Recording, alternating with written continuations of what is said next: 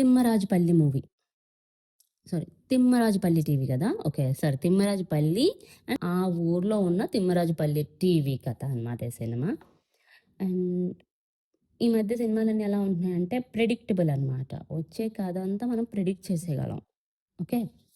ఈళ్ళెలా try చేశారంటే, కథని ఒక వేలో, ఒక కోణంలో చూపిస్తూ, ఇంకో కోణంలో కథని ప్రిడిక్ట్ చేయకుండా ఉండగలిగే శక్తిని మీకుందా లేదా అని ట్రై జేసి అని ఒక ఒక ఒక మంత్రాన్ని మన మీద వదిలినట్టు అనిపిస్తదనమాట. అండ్ సినిమా చూసారా? మీరెవరైనా చూస్తే ఎలా ఉందో కామెంట్ చేసి చెప్పండి. నేను చూసాను సండే రోజు చూసాను. బట్ చెప్తున్నాను గదా! ఈ ఓటీటీలు లేకపోతే ఈ సీరీస్‌లన్నీ చూసుకుంటూ టైం అయిపోతుంది. అండ్ ఈ సినిమా కూడా కిరణ్ అబ్బవరం గారు ప్రొడ్యూస్ చేశారు. అండ్ అంటే వాళ్ళ వైఫ్ ఎక్కువ ఇన్వాల్వ్ అయ్యారు. ఎందుకంటే తను బిజీ ఉంటారు యాస్ ఎ హీరో కాబట్టి ప్రొడక్షన్స్ పేరు తను పెట్టుకొని వర్క్ అంతా నాకెందుకో మిసెస్ చేశారనిపించింది. And unique cast and unique అనేప్పటికి కూడా మనకి నోటెడ్ అయిపోయాయి. ఫస్ట్ ఫిల్మ్ తోటే నోటెడ్ అయిపోయారు. వాళ్ళ ఫేసెస్, వాళ్ళ స్లాంగ్స్ అన్నీ భలే వచ్చాయి సినిమాలో. అండ్ హీరో గారు భలే చేశారు. సెట్ అయ్యారనమాట హీరోగా. And that frustration looks very promising అనమాట. ఏంటంటే ఒక అబ్బాయిని 10 రకాలుగా 10 మంది అంటుంటే కూడాను, ఒక టెక్నికల్‌గా ఏదైతే చేయాలనుకున్నాడో చేశాడనమాట. నాకు అలా అనిపిచ్చింది. అంటే కొన్ని మూవీస్ ఒక విధంగా ఆలోచిస్తే అలా వెళ్తా ఉంటాయి అన్నమాట. అంటే మనం ఆల్రెడీ ఇంటర్‌వ్యూస్ అవన్నీ చూసేసాం గాబట్టి, మనకి ఆ పోస్చర్ అంటే ఆ లెవెల్ ఆఫ్ ప్రొజెక్షన్ మన మీద ఉండిపోద్ది. మన మైండ్‌లో ఉండిపోద్దనమాట. సో, నాకు హీరో కోసం మెయిన్‌గా నేను చూడాలనుకున్నాను. నాకు హీరో కోసమే చూడాలనుకున్నాను. హీరో కోసమే చూసాను. అండ్ హీరోయిన్ సూపర్బ్ చేసింది. మమ్మీ క్యారెక్టర్ భలే చేశారు. యాక్చువల్లీ చెప్పాలంటే అందరూ చేశారు. మన అంటే మన ఊర్లల్లో రెండో వీధిలో, మూడో వీధిలో జరుగుతున్నట్టు అనిపిస్తదనమాట ఇదంతాను. మా ఊరు శ్రీకాకుళం అనమాట. లైక్ అలానే ఉంటది. అప్పట్లో టీవీ ఒకళ్ళు కొంటే వాళ్ళ ఇంటికెళ్ళిపోయి అందరం చూసేవాళ్ళమనమాట.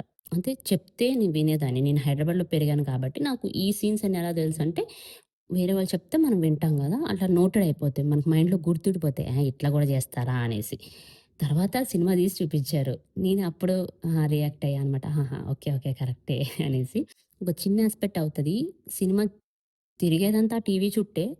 కానీ భలే తీసుకెళ్లారు. అంటే చిన్న పాయింట్ అయినా కూడా తీసుకెళ్ళిన విధానం నచ్చిందనమాట. ఇప్పుడు చెప్తారు గదా! సినిమా ఇలా తీస్తేనే జనాలకి అర్థమవుద్ది. ఇలా తీస్తే జనాలకి ఈజీగా అర్థమవుద్ది.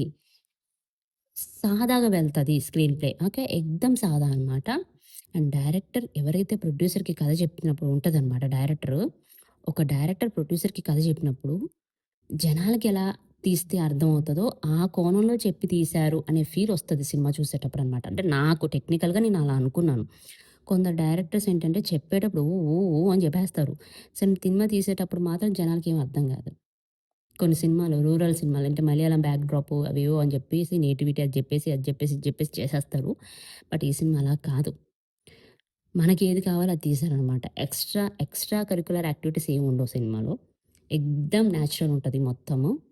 అండ్ లాజికల్‌గానే ఉంటది. ఎక్కడ కూడా ఇల్లాజికల్ అనిపించదు. అండ్ నాకు హీరోయిన్‌కి ఉన్న బ్రదర్ క్యారెక్టర్ ఎవరైతే ఉన్నారో అంటే నేను ట్రైలర్‌లో చూసినప్పుడు అనుకున్నాననమాట. సముద్రకని సముద్రకని గారు యంగ్ ఏజ్‌లో ఉన్నప్పుడు ఎలా ఉంటారో, ఈ అబ్బాయి అలా కనిపిస్తున్నాడా అనుకున్నాను నేను. నా మనసులో అనుకున్నాను. నేను ట్రైలర్ రివ్యూ చేసినప్పుడు కూడా రివీల్ చేయలేదు ఈ పాయింట్. నాకు సినిమా చూసిన తర్వాత ఫస్ట్ పాయింట్ అదే అనిపించింది. సముద్రకని గారు యంగ్ ఏజ్‌లో ఉన్నప్పుడు ఎలా ఉండడమో అలానే ఉన్నారు. అండ్ అదే మెంటాలిటీ అండ్ అదే ఏమంటారంటే మేనరిజమ్స్ అంటామో లేకపోతే అదే కల్చర్ మెయింటైన్ చేస్తున్నట్టు అనిపించింది నాకు. ఎందుకో ఇంకొక సముద్రకని గారు వస్తున్నారు అని అనిపించింది నాకు సినిమా చూసినప్పుడు. మీకు కూడా అనిపిస్తే కామెంట్ చేయండి.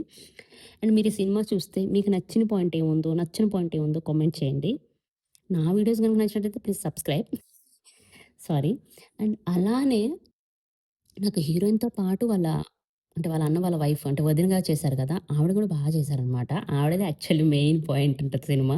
మీకు చూస్తే అర్థమైపోయి ఉంటది నేను ఎందుకు ఇలా చెప్తున్నానో.